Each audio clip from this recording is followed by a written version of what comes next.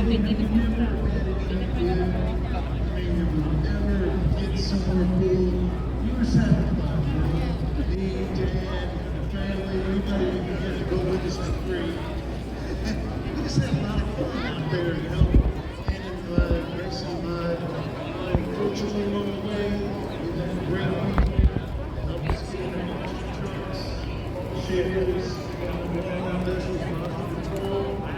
And to be able to have so much fun for 31 years, it's been the best thing ever for me. You know, there's a lot of other skeletal things people do, but for me it was the monster team, you know, and that's been the most fun, the most invigorating, lit my fire for so long, and every time I go out there, I get that's all I can do is go on every day. And I think that's something that really resonates with a lot of people. The first time I met you, Pittsburgh, Pennsylvania, so generous as acknowledged, asking me questions about my family and my background and where I came from when I'm supposed to be the one interviewing him. And I think that's the thing that sometimes forgets that, like, well, you have a lot of fun and you have a lot of activities. We have all been impacted because I'm going to get to spend more time with you on the sidelines as you're coaching and spending more time at Monsters University. Athletes and so many of our great performers now. I mean, it really gives me another sense of coolness, you know, to be able to see them succeed.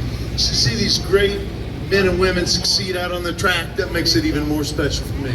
When you've had a hand in mentoring a couple drivers that we're going to bring up here, so we see Cody Saucier. You didn't mentor Jamie Garner though, and he's a little salty about that. And so we want to hear from some people who have been impacted and who you've been able to impact. Come on up here, Jamie. We want to hear, what's this beef about Tom not coaching and mentoring? Wait a minute, what is this? The roast of Tom Meents? Is that what this is? Well, that's a great idea. Somebody needs to make that happen.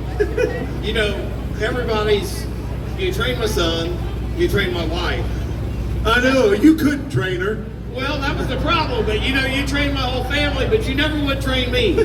So every weekend I thought, you know what, I'm gonna start blowing smoke on you, just to give you an idea of, you thought I liked you, you thought we were buddies. Dude, I was doing that out of aggravation. You know, every weekend I figured fans were like, hey man, them guys must be pretty tight buddies. But it wasn't over buddies. It's like, man, you wouldn't train me, you wouldn't help me. Was your friend is going to beat you every weekend or what? I need to try to help you all I can today in the high jump competition.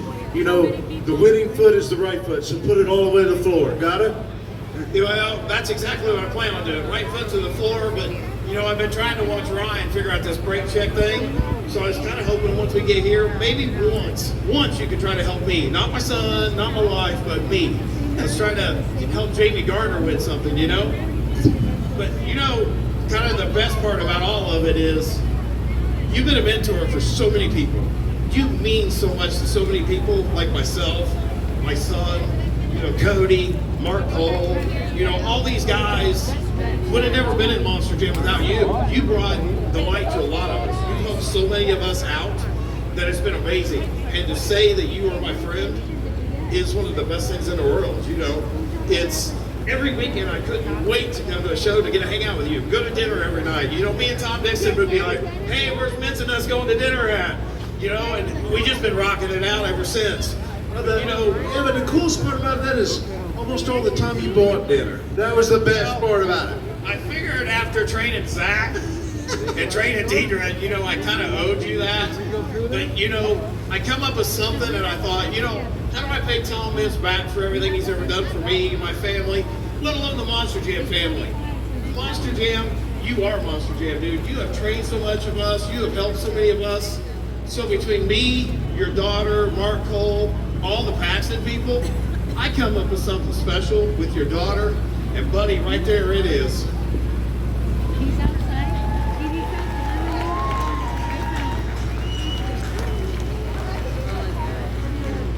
I hope you know how much we love you.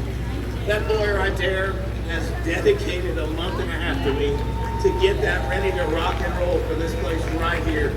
Just so the Monster Jam fans can see you started. So Hannah, I know that you worked hand in hand with Jamie to make this happen. And so to see the Shake Me, where it all started, where Tom and his dad started this legacy, what what does it mean to see this out here for your dad? Everything. This is amazing. This is probably the best thing I think we could have done for him. The memories with that machine and my grandpa, he'll never forget those. And I'm so thankful for Jamie. He came up with this idea. He pitched it to me in St. Louis, and we immediately got to work and figured out what we needed to do, where to find it. And him and Mark Cole were amazing in putting this together. So, Jamie, I know that you were trying to orchestrate, this surprise. I think it turned out better than any of us could have ever imagined. Dude, this is awesome. We wanted to do it in front of all the Monster Jam family. Monster Jam is all about family. We bring our kids to this. We grow up in it. We all live Monster Jam. When me and her talked in St. Louis, we started pulling this together. I truly didn't know if we'd ever get it done. Trying to sneak around behind his back and figure out where this thing was hid. So I finally she contacted the old boy that bought it from him. And he explained to me, man, when I bought this from Tom, I was told I could never sell it to no one else. So I gave him my pitch of what I wanted to do, how I was going to do it. And the guy finally decided to sell it to me with a lot of help from Hannah. Gave Mark Cole the money. We traveled up Illinois. We got this thing picked up. Man, it was some geese. I got a body, got my painter to start kind of match and duplicating everything that we needed to do with it. And right here she sits. Without Mark Cole, there's a lot of people in Paxton that help pull this together. Tom? I don't know what to say. I'm totally floored. I wanted to get it back. I wanted to restore it to all its beauty. I had that dream for a while, but man, these guys and all their work, they just shortcutted the whole process. I mean, it's tearing me up.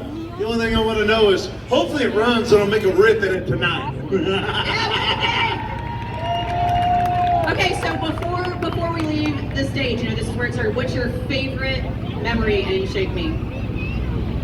Honestly, probably, just going to Pittsburgh. The first time we ever were on TV, we were on ESPN.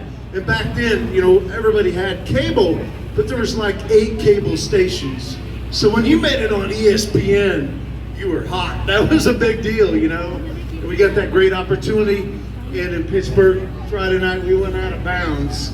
And me and my dad were there, and we were pretty upset, and I was upset. We went out of bounds, we got no money. I'm like, Dad, I don't even know how we're gonna get home, And, to come back the next night, and I'm like, we're going wide open all the way. No matter how squirrely it is, how crooked it is, we're going straight out the big end. We went out the big end all right, rolled over into the safety net, and we got a good win out of it, But that's really probably the favorite memory is, when I look at Dad, I think of my dad.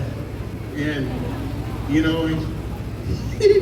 he'd be smiling right now. And that's all there is to it. He would be blown away. And I know he is. I know he's rolling over in his grave.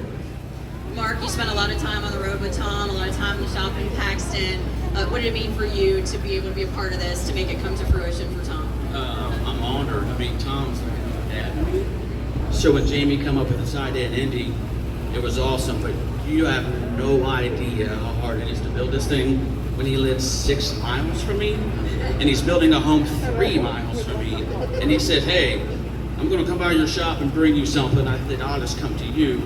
And I've worked with my doors shut for about a month and a half, 2 months, so this is awesome. And Bill Meents meant a lot to me as well, and this car was in pieces.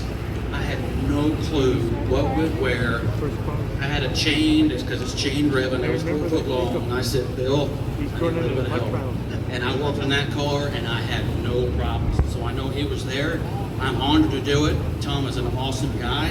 He's always been there for me. When my mom died when I had cancer, he said, I'll do whatever you want, man. I'm here for you. And I love him to death. And I've won 4 championships with him, and this right here is full circle for me. So, Tom, I really appreciate you, your family, Hannah for finding his car and getting involved. And it's just awesome that all these fans can finally see him go out. He's not going out. He's just sitting. He's changing worlds. He's been in it for 30 years. He's the best. You're never going to catch 14 championships. I don't care who you are.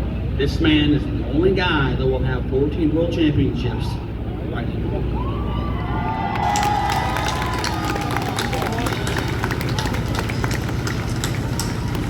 A very fitting send-off for your driving career, Tom. We can't wait to see who you're going to coach to the next 4 championships that we're going to see crowned here today. I know, this is crazy. All I can say is thank you, thank you, thank you. That's it, man. Wow, unbelievable. One more time for the 14-time World Finals champion, Tom